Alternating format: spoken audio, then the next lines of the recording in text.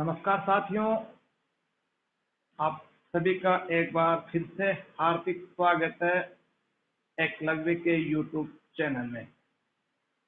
साथियों, जैसा कि आप सभी जानते हैं कि कोरोना का युग चल रहा है, कोरोना संक्रमण चल रहा है, तो आप सभी से मैं यही कहना चाहूँगा इस चैनल के माध्यम से कि आप घबराएं नहीं। वैसे मैं खुद भी कोरोना पॉजिटिव हूँ और आपके सामने दिख रहा हूँ, स्वस्थ हूँ, तो आप कोरोना से घबराएं बिल्कुल भी नहीं। और अपनी पढ़ाई को आप बिल्कुल रेगुलर रखें। और ये बहुत ही सुअवसर है आप लोगों के लिए, जो पढ़ने वाले जो विद्यार्थी हैं, जिनके पास समय की कमी रहती है। अक्सर ये देखा जाता है, विद्यार्थियों से ये सुनने में आता है, मेरे कई दोस्त ये कहते हैं कि साहब समय नहीं मिला। तो ऐसे साथियों के लिए इससे बड़ा कोई सुअवसर नहीं होगा। तो कोरोना का जो समय है उसका आप सदुपयोग करें। ज्यादा आप सभी बुद्धिजीवी प्राणी हैं, ज्यादा मैं यहाँ नहीं कहना चाहूंगा, हम पढ़ाई से बात ही करेंगे अभी। तो साथियों, माँ सरस्वती को नमन करते हुए आज हम शुरुआत करेंगे भूगोल विषय का एक टॉपिक, जो आपने थंबनेल में ही देख लिया होगा। और टॉपिक जो अपना है वो है मेरे दोस्तों पृथ्वी की गतियां।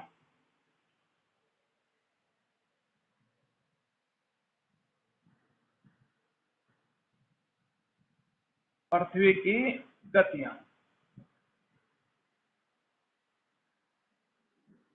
तो दोस्तों, बहुत ही अच्छा टॉपिक है, पूरा का पूरा समझने पर आधारित है। हर कॉन्सेप्चुअल जो टॉपिक जो होते हैं, एक तो रटने वाला होता है, ये बिल्कुल हर चीज समझने की है। तो ये आपके एग्जाम के पॉइंट ऑफ व्यू से बहुत ही बढ़िया टॉपिक है मेरे दोस्तों।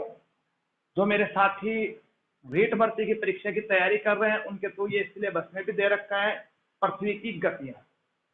जैसा कि इससे पहले हमने देखो, अभी जो टॉपिक पढ़ रही है बेस्ट टॉपिक है। आगे जो आप ज्योग्राफी का अध्ययन करोगे तो आपके लिए बहुत बढ़िया रहेगा मेरे दोस्तों। तो पिछले टॉपिक में हमने सौर मंडल की चर्चा की थी और उसमें अपन ने पृथ्वी के बारे में पढ़ा था कि पृथ्वी सौर मंडल का क्या है, ग्रह। थोड़ा सा हम यहाँ पे दोबारा जान लें पृथ्वी के बारे में, फिर आगे अपना टॉपिक रेगुलर रहेगा। देखो, पृथ्वी जिसकी उत्पत्ति जो मानी जाती है, उत्पत्ति मानी जाती है मेरे दोस्तों किससे? सूर्य से। सारे के सारे ग्रह हैं वो किससे बने हैं? सारे के सारे मेरे दोस्तों सूरज भगवान से बने हैं। सूरज भगवान है, पृथ्वी माता है, चांद मामा है। ये पढ़ेंगे जब सूर्य ग्रहण चंद्र ग्रहण पढ़ेंगे ना, तो ये सारी चीजें आएंगे आपके। तो उत्पत्ति सूर्य से हुई है। जिस प्रकार सूर्य वर्तमान में आपको आग के गोले के समान दिखती है, उसी प्रकार एक समय पृथ्वी मेरे दोस्तों आग का गोला ही थी। देखो, एक सिद्धांत दिया गया था उत्पत्ति को लेकर। हालांकि काफी सिद्धांत है, एक सिद्धांत मैं आपको यहाँ पे बता दूं। सिद्धांत है शीतलन संकुचन। शीतलन संकुचन कि पृथ्वी का जो निर्माण हुआ है, वर्तमान स्थिति में जो पृथ्वी आई है वो मेरे दोस्तों आई है शीतलन। नावल लगा देते हैं। शीतलन और संकुचन से आई है। शीतलन का मतलब होता है मेरे दोस्तों ठंडा होना, शीतल। संकुचन यानी उसमें संकुचन हुआ है। तो प्रारंभ में क्या था? पृथ्वी क्या थी मेरे दोस्तों? आग का गोला थी। शीतलन संकुचन ये कहता है कि प्रारंभ में पृथ्वी क्या थी? आग का गोला। धीरे धीरे दोस्तों इसमें क्या हुआ? शीतलन हुआ। शीतलन। और क्या हुआ? संकुचन। शीतलन और संकुचन से क्या हुआ? वर्तमान पृथ्वी का क्या आई? अपने अस्तित्व में आई है मेरे दोस्तों। इसके कई ऊपर देखो, जैसे इसमें शीतलन संकुचन हुआ मेरे दोस्तों, कई भाग इसके ऊपर उठ गए, कई भाग क्या हो गए? नीचे तक गए। यानी उत्थपन और निमज्जन हुआ है। जो भाग ऊपर उठ गए वो कहलाए पठार। ठीक है, पहाड़ वगैरह हैं जो ऊपर उठे हुए भाग हैं, और जो धसे हुए भाग है जैसे मैदान वगैरह हैं वो बने हैं। तो पृथ्वी शीतलन और संकोचन की अवस्था से गुजरने के बाद में वर्तमान स्वरूप में आई। तो ये थोड़ा सा आपको पता होना चाहिए कि उत्पत्ति कैसे हुई। इसके अलावा एक मेरे दोस्तों आपको ध्यान रखना है, पृथ्वी का झुकाव। ये क्या है? यहाँ से भी अच्छे क्वेश्चन बनते हैं। आपसे पूछ ले प्रश्न आपसे ये पूछा जा सकता है कि पृथ्वी का अक्षीय झुकाव कितना है, तो वो आपको पता होना चाहिए। इसके अलावा आपसे ये पूछा जा सकता है कि पृथ्वी का कक्षीय झुकाव कितना है, वो भी आपसे पूछा जा सकता है। तो झुकाव की बात करें, सपोज दैट दिख रहा होगा आपको आराम से, ये आपकी अर्थ है। इसके अलावा ये जो पृथ्वी है इसको दो भागों में हम बांटते हैं, जिसको 0 डिग्री कहते हैं, भूमध्य रेखा। इसके अलावा ये अपनी ग्रीनविच रेखा है, जो कि ये भी 0 डिग्री है, ग्रीनविच रेखा। ये एक काल्पनिक रेखा हमने खींची है, ये भी काल्पनिक रेखाएं हैं। तो हालांकि कई मित्र लोग ये समझते होंगे कि पृथ्वी का उत्तरी ध्रुव ये है और दक्षिणी ध्रुव ये है। तो दोस्तों ये आप बिल्कुल गलत सोच रहे हैं। वास्तव में जो पृथ्वी का जो उत्तरी ध्रुव है वो यहाँ है मेरे दोस्तों, ये वाला जो मैंने पॉइंट लिखा है, ये आपका नॉर्थ पोल है और ये क्या है, आपका साउथ पोल है। ये मेरे दोस्तों नॉर्थ पोल, क्योंकि आप जानते हैं कि पृथ्वी क्या है, अपने अक्ष पर झुकी हुई है। यह पृथ्वी का अक्ष हो गया। अक्ष पर जो पृथ्वी का मेरे दोस्तों झुकाव है वो है 23.5 डिग्री। पृथ्वी का झुकाव आपसे पूछे 23.5 डिग्री है, और ये किस तरफ झुकी हुई है मेरे दोस्तों, पूर्व दिशा में। ये भी आपको पता है, पूर्व की तरफ इसका क्या है, ऐसे झुकाव है। 23.5 डिग्री अपने अक्ष के सहारे ये झुकी हुई है। तो एक आपने पढ़ते हैं कक्षीय झुकाव, कक्षीय झुकाव, कक्षा। मेरे दोस्तों आप पढ़ते हैं अक्षांश, पढ़ते हैं आप देशांतर पढ़ते हैं, तो उसी में आपने पढ़ा हो। तो एक तो होता है आर्कटिक वर्ग और एक होता है अंटार्कटिका वर्ग। देखो थोड़ा सा इसको मैं इस हिसाब से लिखूं, क्योंकि ये आपका इस प्रकार से ये झुकाव है, तो इस प्रकार से आपकी ये क्या हो गई, 0 डिग्री।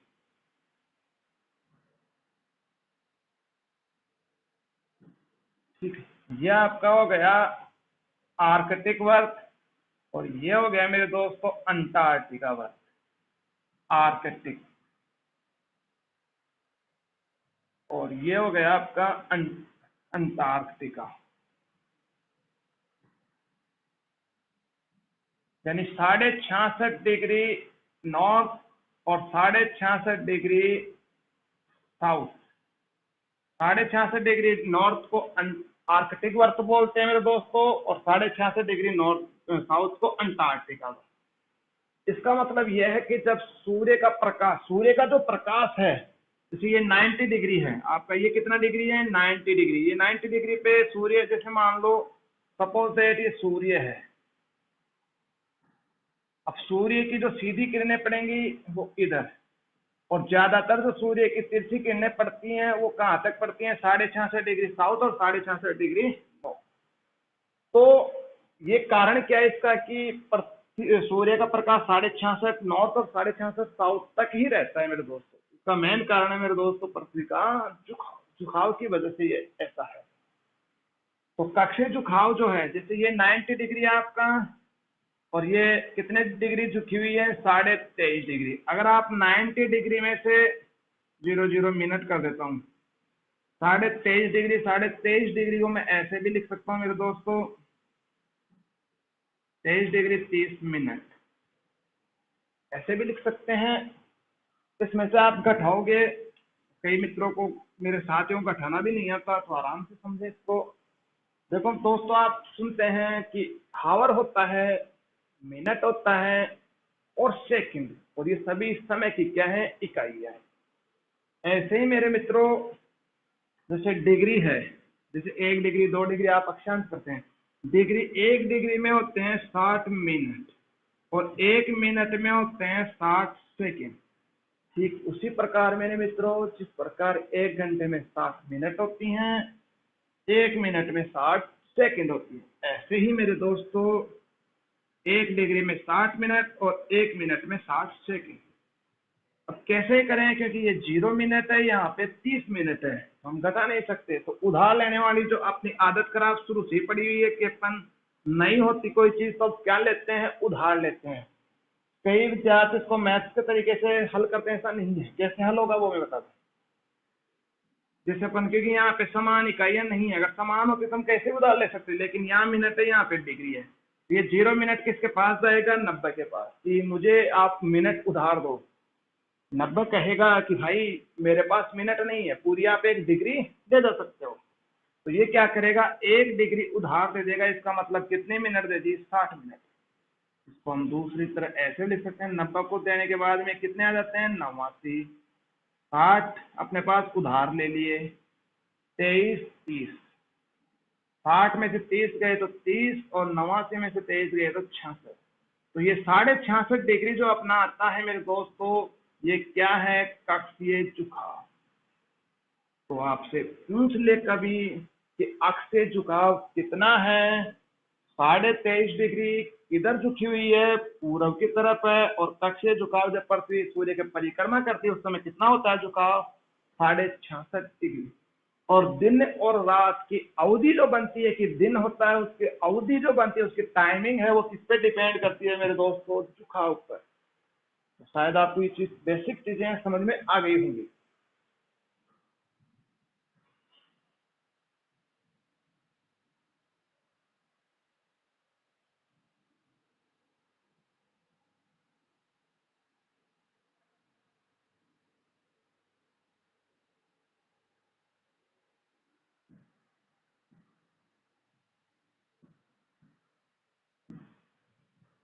अब अपने को जो मेन टॉपिक पढ़ना है मेरे दोस्तों, वो पढ़ना है पृथ्वी की गति। ये थोड़ी मैंने सामान्य जानकारी आपको दी है।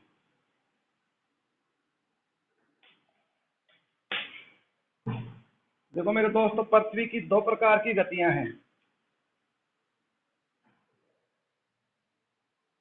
आपसे पूछ ले कि पृथ्वी की गतियां कितनी हैं, दो। एक है मेरे दोस्तों घूर्णन गति,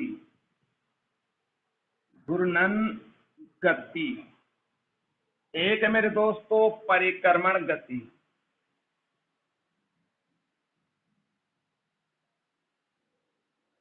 घूर्णन गति को मेरे दोस्तों दैनिक गति कहा जाता है, दैनिक गति। इसी को मेरे दोस्तों परिभ्रमण गति कहते हैं। नाम ध्यान रखना, परिक्रमण गति जिसको कहते हैं वार्षिक गति।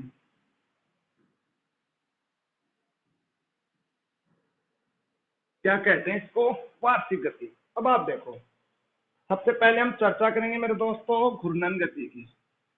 क्या होती है घूर्णन गति और कैसे घूमती है।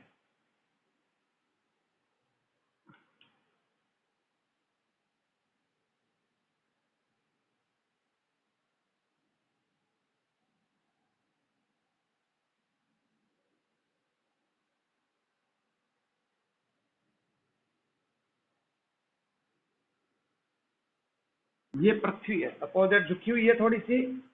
तो पृथ्वी अपने अक्षतल, यानी अक्ष, अक्ष आप समझते हैं, अपनी ही जगह अक्षतल के सहारे पृथ्वी क्या करती है, 1670 किलोमीटर प्रति घंटे की स्पीड से घूमती है मेरे दोस्तों। अपनी जगह पृथ्वी अपने अक्ष तल के सहारे 1670 किलोमीटर प्रति हावर की स्पीड से क्या करती है, घूमती है। और ये क्या करती है, 23 घंटे 56 मिनट और 04,406 सेकंड। नीचे लिख देता हूं सेकंड। दोस्तों क्या होता है, पृथ्वी अपने ही अक्ष पर 1670 किलोमीटर प्रति घंटे की स्पीड से 23 घंटे 56 मिनट और 4.06 सेकंड में एक पूरा चक्कर काट लेती है, जिसको कहते हैं पृथ्वी की दैनिक गति, घूर्णन गति। अब आपने एक चीज तो पढ़ ली कि पृथ्वी गति करती है, और कौन सी गति पढ़ रहे हैं अपन, घूर्णन गति। अब करती कैसे है, घूमती कैसे है, तो आप सभी जानते हैं, ये आपका पूरब है और ये है मेरे दोस्तों पश्चिम। तो मेरे दोस्तों ध्यान रखना, पृथ्वी हमेशा घूमती है पश्चिम से पूरब। और कैसे एंटी क्लॉकवाइज, ये आपको ध्यान रखना है। अब कई मित्रों के दिमाग में यह क्वेश्चन भी आ रहा होगा कि आप ये बताएं हमें कि ये पश्चिम से पूर्व ही क्यों घूमती है। आ रहा होगा, आना भी चाहिए ऐसा क्वेश्चन कि ऐसा क्यों है। ऐसा तो है नहीं कि जब इसका निर्माण हुआ पृथ्वी का तो इसने भगवान से लिखा के लाया हो कि भगवान ने कहा वो पृथ्वी की जा पृथ्वी तू जा हमेशा पश्चिम से पूर्व ही घूमेगी, ऐसा नहीं है। इसका मेन जो रीजन है पश्चिम से पूर्व घूमने का, वो रीजन अभी आपने मेरे दोस्तों पढ़ा भी होगा, जुखाव। जुखाव जो है इसका सबसे ज्यादा किधर है, पूर्व। अगर किसी चीज का झुकाव इधर होगा और थोड़ा सा बल अगर उसको मिलेगा तो उसी तरफ क्या करने लग जाएगी वो मेरे दोस्तों, घूर्णन करने लग जाएगी। तो पूर्व दिशा में इसका झुकाव होने के कारण पृथ्वी क्या करती है, पश्चिम से पूर्व ही घूमती है। और कैसे घूमती है, एंटी क्लॉकवाइज।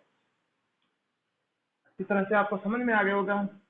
आजकल क्वेश्चन का प्रारूप चेंज हो गया। क्वेश्चन क्या बनता है, वो जमाने गए जब आपसे पूछे जाते हैं कि साहब पृथ्वी को कितना समय लगता है घूर्णन गति में। आजकल ये क्वेश्चन ऐसे बनेगा कि निम्न में से कौन सा कथन पृथ्वी की घूर्णन गति से संबंधित असत्य है। ये 23 घंटे 56 मिनट 4 सेकंड में अपना कार्य पूरा करती, घूर्णन पूरा करती है। घूर्णन गति के दौरान पृथ्वी पश्चिम से पूर्व घूमती है। घूर्णन गति के दौरान पृथ्वी पश्चिम से पूर्व क्लॉकवाइज घूमती है। घूर्णन गति 1670 किलोमीटर प्रति घंटे की स्पीड से होती है। तो ध्यान रखना इसमें एक गलतता, कौन सा, क्लॉकवाइज नहीं होगी, क्या होगी, एंटी क्लॉकवाइज। घड़ी आपने देखी है, घड़ी की जो कांटा होता है वो ऐसे चलता है घड़ी की दिशा में, क्योंकि ये कैसा है, घड़ी की विपरीत दिशा। तो पश्चिम से पूर्व है और एंटी क्लॉकवाइज, कारण है झुकाव। तो ये इसकी घूर्णन गति है 1670 किलोमीटर। दोस्तों आप ध्यान रखना, जो सबसे ज्यादा जो घूर्णन गति होती है, सर्वाधिक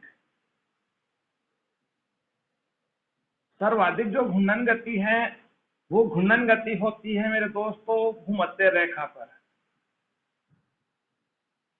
भूमध्य रेखा, भूमध्य रेखा पर सर्वाधिक क्या होती है, इसकी गति होती है। और जैसे जैसे आप ध्रुवों की तरफ जाएंगे, ध्रुवों पर इसकी गति में क्या आ जाएगी, कमी आ जाएगी। और ध्रुवों पर जाकर तो ये क्या हो जाएगी, शून्य हो जाएगी मेरे दोस्तों, क्या हो जाएगी, शून्य। अब आप कहोगे ऐसा क्यों, हर चीज का यहाँ पे क्या ज्योग्राफिकल कारण होता है, ऑथेंटिक कारण होते हैं। जैसा कि आप जानते हैं कि यहाँ पे रेडियस ज्यादा है त्रिज्या, और यहाँ पे कोई रेडियस ही नहीं है। जब रेडियस ही नहीं है तो इसकी गति भी यहाँ पे नहीं होगी। तो सबसे ज्यादा जो गति होगी, घूर्णन गति, वो कहाँ पे होगी, विषुवत रेखा पर या भूमध्य रेखा पर। और ध्रुवों पर ये धीरे धीरे विषुवत रेखा से आप ध्रुवों की तरफ इधर जाओ चाहे इधर, इसमें निरंतर क्या आएगी मेरे दोस्तों, कमी आएगी। तो आपको पता होना चाहिए कि इसकी गति सर्वाधिक कहाँ होती है। और इसी घूर्णन गति, यहीं पे आप देखते हैं कि अपकेंद्रीय बल का भी क्या होता है, अभी प्रभाव पड़ेंगे। अपकेंद्रीय बल का उत्पन्न होने के कारण यहीं पे ज्यादा क्यों होता है अपकेंद्रीय बल, उसका मेन कारण है इसकी स्पीड, जो भी पढ़ेंगे। तो एक चीज मैं आपको बता दूं मेरे दोस्तों, ये जो 23 घंटे 56 मिनट और 4 सेकंड का जो समय लगा है जो कि पृथ्वी अपने एक्स पर घूमी है, इसको कहते हैं नक्षत्र दिवस। बढ़िया बढ़िया क्वेश्चन है यहाँ से, नक्षत्र दिवस। अब आपके एग्जाम में पूछा जा सकता है कि नक्षत्र दिवस क्या है, तो आप आराम से बताएं कि पृथ्वी अपने एक्स पर 23 घंटे 56 मिनट और 4.0 सेकंड में जो एक पूरा राउंड करती है, उसको हम क्या कहते हैं मेरे दोस्तों, नक्षत्र दिवस। अनुमानित रूप से हम इसको मानते हैं मेरे दोस्तों 24 घंटे, दिनों रात बनते हैं। दिनों रात कितने घंटे के होते हैं, 24 घंटे के। जबकि दिनों रात कितने घंटे के होते हैं, 24 घंटे। तो अनुमानित रूप से लगभग इसको हम क्या मान लेते हैं, लगभग 24 घंटे मान लेते हैं। और ये 24 घंटे जो हम मानते हैं, वो मानते हैं इसको, लगभग मानते हैं कि 24 घंटे दिन रात होते हैं, दिनों रात। इसी वजह से इसको कहते हैं सौर दिवस। तो दो क्वेश्चन आपके हैं, एक आपका नक्षत्र दिवस मेरे दोस्तों, एक है मेरे दोस्तों सौर दिवस। 24 घंटे या जो दिन और रात की अवधि होती है जिसमें पृथ्वी पूरा एक राउंड काट लेती है, इसको हमने लगभग ये माना है। जो कि क्या कहलाएगा, सौर दिवस कहलाएगा, जबकि वास्तव में समय क्या है, ये है जिसको हम क्या कहेंगे, नक्षत्र दिवस। आशा करता हूं कि आप घूर्णन गति के बारे में ये चीज समझ गए होंगे। अब इस घूर्णन गति से, क्योंकि क्वेश्चन क्या बनते हैं आजकल, पूछ लेगा कोई भी 4 प्रभाव दे देगा कि कौन सा प्रभाव है, 3 नहीं होंगे, 1 होगा, या कौन सा नहीं है। तो जो मैं अब आपको बताऊंगा उनमें 3 होंगे, 1 नहीं होगा। तो ये घूर्णन गति के जो प्रभाव क्या क्या होते हैं वो सबसे इंपॉर्टेंट है आपके एग्जाम के पॉइंट ऑफ व्यू से। और जो मेरे साथी रेट भर्ती परीक्षा की तैयारी कर रहे हैं उनके लिए तो बहुत इंपॉर्टेंट टॉपिक है ये। इसको ज्यादा से ज्यादा आप शेयर करना ताकि लोगों का भला हो सके।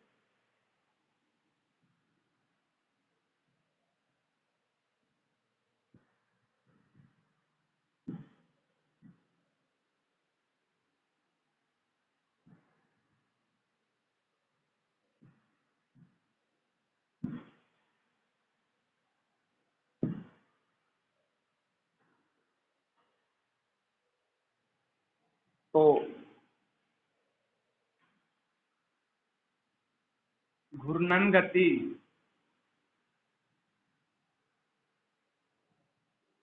सबसे पहले हम पढ़ेंगे दोस्तों प्रभाव, इफेक्ट, क्या क्या प्रभाव होते हैं।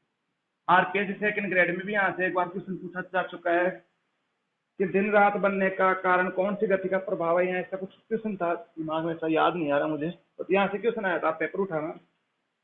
तो क्या क्या प्रभाव होते हैं घूर्णन गति से। नंबर 1, पहला, दिन रात का बनना। दिन रात का बनना, आपसे पूछ ले कि दिन रात का बनना कौन सी गति का परिणाम है, तो घूर्णन गति। अगर घूर्णन गति, पृथ्वी घूर्णन करना बंद कर दे तो क्या नहीं बनेंगे, दिन और रात नहीं बनेंगे। जिस स्थान पर दिन होगा वहां पे हमेशा दिन रहेगा, जहां पे रात होगी वहां पे हमेशा रात। देखो कैसे, समझ लो। सपोज दैट ये आपकी पृथ्वी है,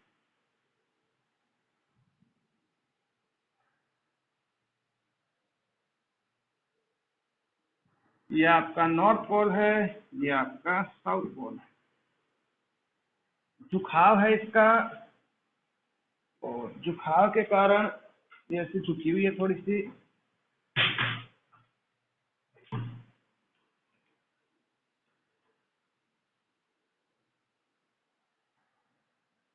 ये है आपका सूर्य, सूरज भगवान।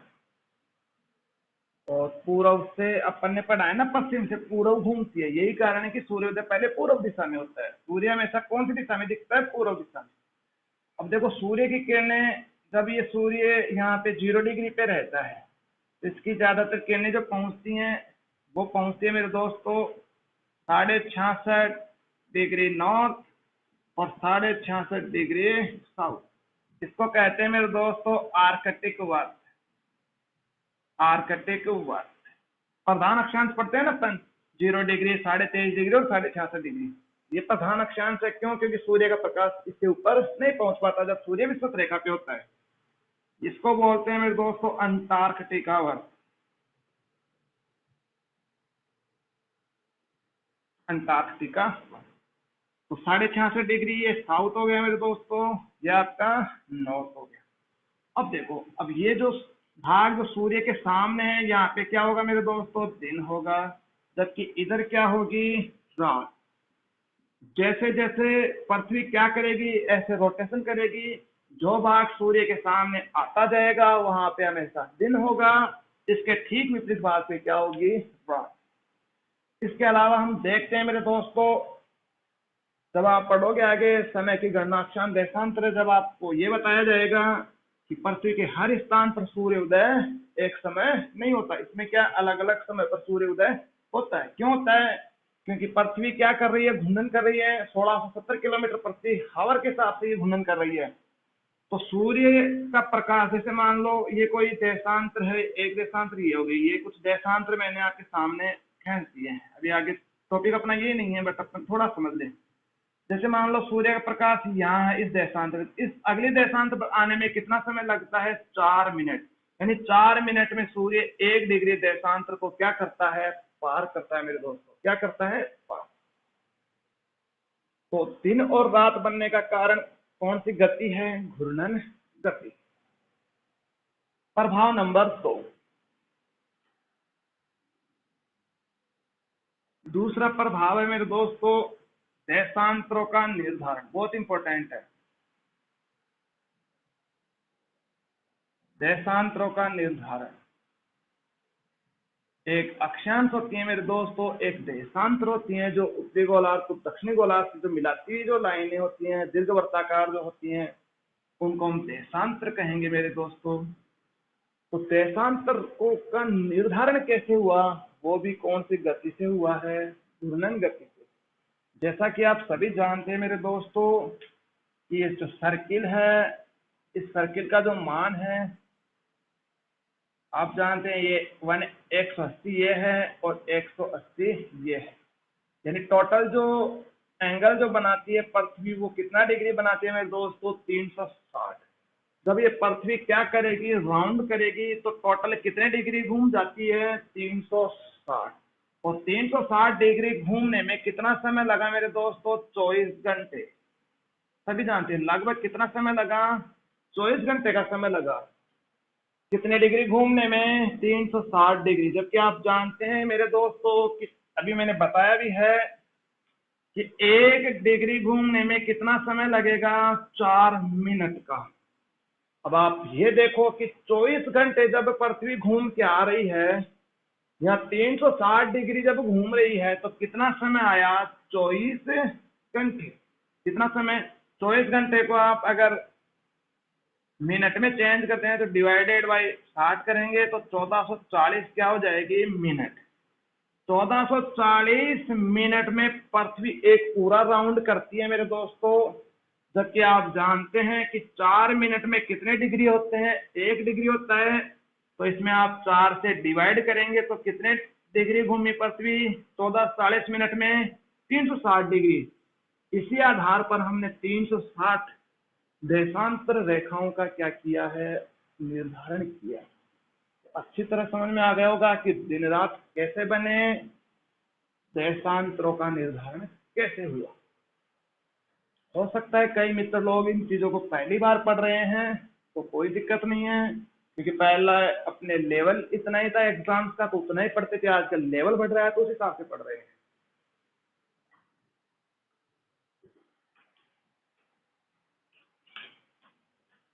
तो पहले क्वेश्चन ही क्या बनते थे कि पृथ्वी की घूर्णन गति में कितना समय लगता है, और अपन कर क्या जाते थे 23 घंटे 56 मिनट और 4 सेकंड। बिल्कुल अच्छी तरह से लगभग 24 घंटे। लेकिन आजकल के प्रभाव आपको दोस्तों ध्यान रखना है।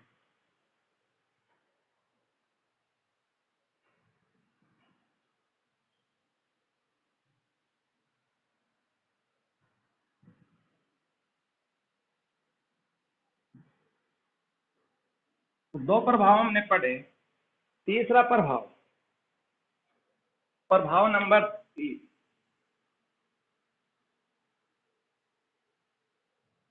अभिकेंद्रीय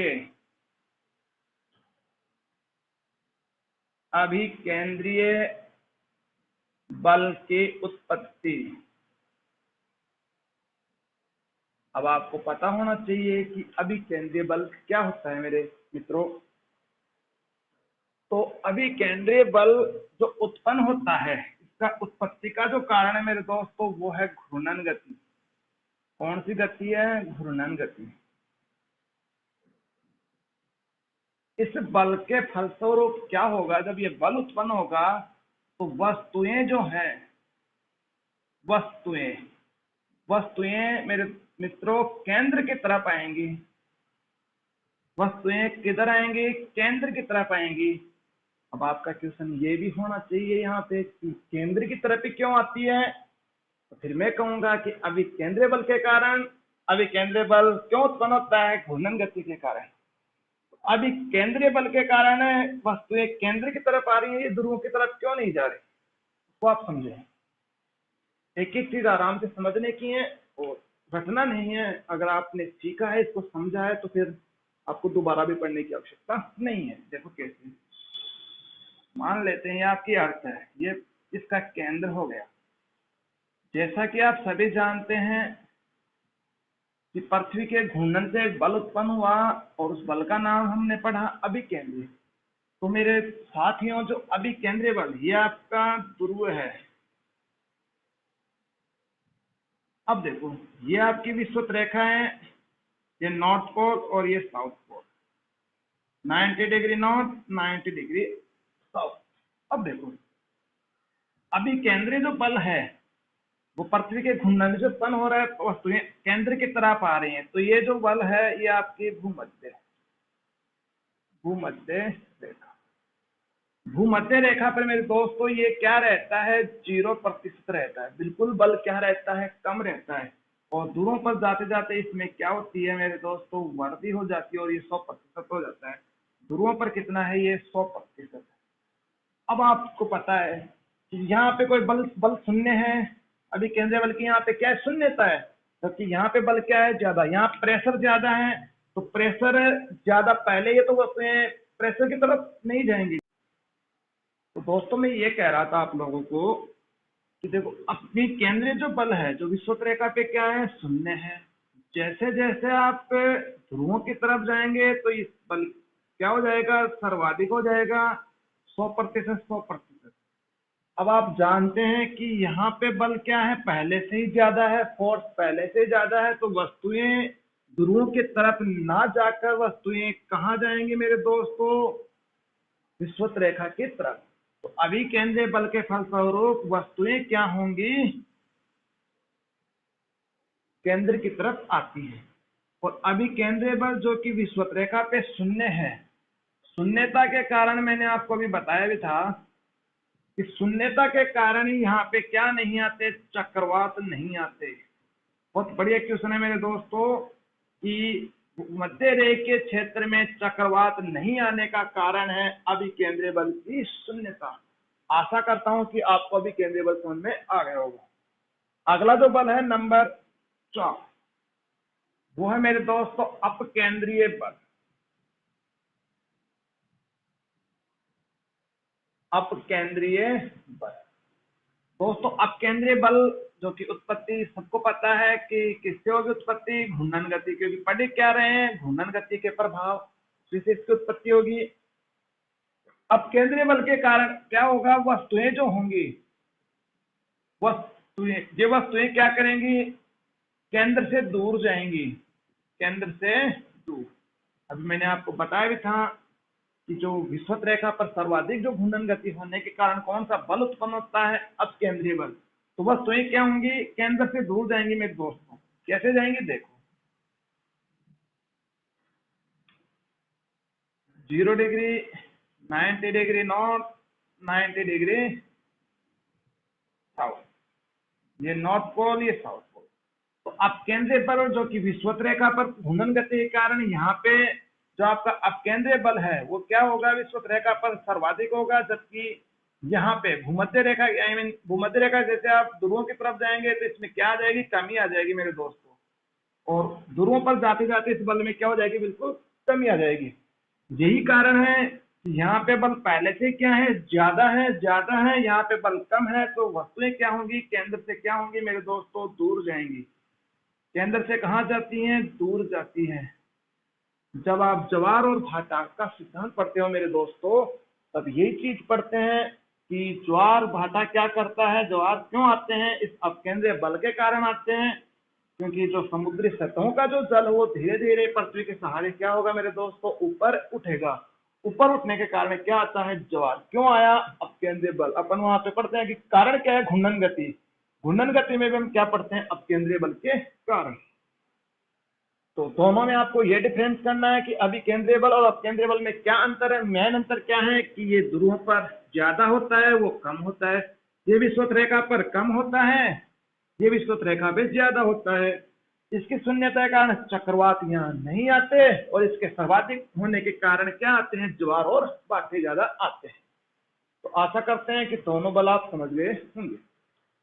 नेक्स्ट अपन चौथा प्रभाव पढ़ लिया, पांचवा प्रभाव पढ़ेंगे।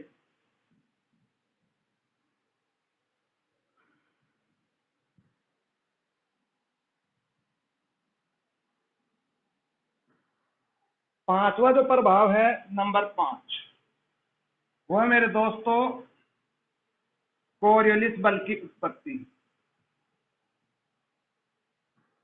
कोरियोलिस बल, ध्यान रखना मेरे दोस्तों, कोरियोलिस बल की जो उत्पत्ति है वो भी कौन सी गति के प्रभाव से होती है? घूर्णन गति। आपने पढ़ा होगा कि पवनें उत्तरी गोलार्ध में दाईं ओर चलती हैं, दक्षिणी गोलार्ध में बाईं ओर। तो उत्तरी गोलार्ध में पवनों का किस तरफ चलना? दाईं ओर चलना मेरे दोस्तों। किस तरफ चलना? दाईं ओर। पवनें दाईं ओर मुड़ जाती हैं, दाईं ओर। यह आपका उत्तरी गोलार्ध। किस तरफ मुड़ जाती है पवनें? दाईं ओर। यह आपका दक्षिणी गोलार्ध। पवनें इस गोलार्ध में किस तरफ मुड़ जाएंगी मेरे दोस्तों? बाईं ओर मुड़ जाती हैं। ये इनका बायां हो गया, बाईं ओर। तो ये किस कारण से हुआ है इनका मुड़ना? वो कोरियोलिस बल के कारण। तो कोरियोलिस बल की उत्पत्ति भी घूर्णन गति का ही क्या है? प्रभाव। नेक्स्ट 6 नंबर पे आता है मेरे दोस्तों, छठा प्रभाव है ज्वार भाटा की उत्पत्ति। ज्वार भाटा की उत्पत्ति। ज्वार और भाटा की जो उत्पत्ति का मुख्य कारण है वो कौन सी गति है? घूर्णन गति। जैसा कि अभी मैंने आपको बताया कि घूर्णन गति से क्या आ रहा है? अपकेंद्रीय बल, और अपकेंद्रीय बल के कारण क्या आते हैं? ज्वार आते हैं। और जहां पे अपकेंद्रीय बल ज्यादा है वहां पे प्रत्यक्ष क्या आते हैं? ज्वार आते हैं मेरे दोस्तों। नंबर 7, 7 नंबर पे मेरे दोस्तों सूर्य, 7वां प्रभाव है सूर्य, चंद्रमा और जितने भी आकाशीय पिंड हैं, आकाशीय पिंड, वो आपको पृथ्वी से कहां जाते दिखाई देते हैं? पृथ्वी तल से पूर्व से पश्चिम, पूर्व से पश्चिम की तरफ जाते दिखाई देते हैं। ये किस कारण संभव हुआ है? घूर्णन गति के कारण। क्योंकि पृथ्वी घूम कैसे रही है? पश्चिम से पूर्व। तो ऐसा लगता है कि जो आपके जो आकाशीय जो पिंड हैं वो किधर जा रहे हैं? पश्चिम की तरफ जा रहे हैं। यहाँ पे पश्चिम से पूर्व, तो पश्चिम सॉरी, जाते हुए कैसे दिखाई देते हैं? पूर्व से पश्चिम से ही। हालांकि पृथ्वी घूर्णन करती है पश्चिम से पूर्व।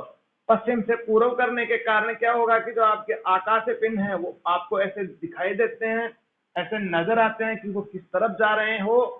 मानो जैसे पूर्व की तरफ, आई मीन पश्चिम की तरफ।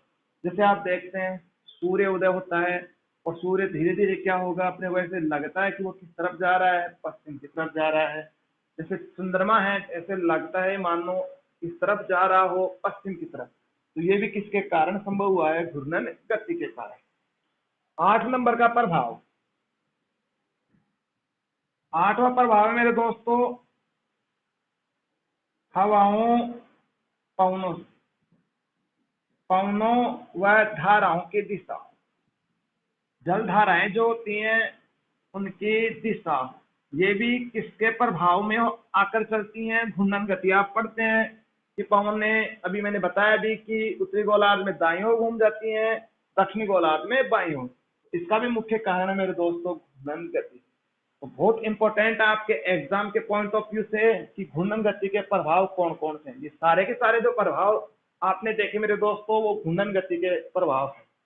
तो यहाँ से क्वेश्चन बन सकता है, जैसे मैं आपको एक क्वेश्चन दूं कि निम्न में से कौन सा प्रभाव घूर्णन गति का परिणाम नहीं है? दिन रात की अवधि का बनना, अपकेंद्रीय बल की उत्पत्ति, कोरियोलिस बल की उत्पत्ति, और एक ऑप्शन दे दिया ज्वार भाटा की उत्पत्ति। तो कई मित्र लोग क्वेश्चन पेपर को ढंग से नहीं पढ़ते और पहला जो मैंने ऑप्शन बताया वो इसमें गलत है। दिन रात की अवधि का बनना नहीं होता मेरे दोस्तों, दिन रात का बनना होता है। अवधि बनती है मेरे दोस्तों परिक्रमण गति से। ऐसे आपके एग्जाम में क्वेश्चन बन सकते हैं। तो नेक्स्ट क्लास में हम पढ़ेंगे मेरे दोस्तों परिक्रमण गति। आशा करता हूं कि ये आपको अच्छी तरह से समझ में आया होगा। अगर आपको समझ में आया है मेरे दोस्तों तो इस वीडियो को ज्यादा से ज्यादा आप शेयर करें, लाइक करें और कमेंट करें। धन्यवाद मेरे साथियों।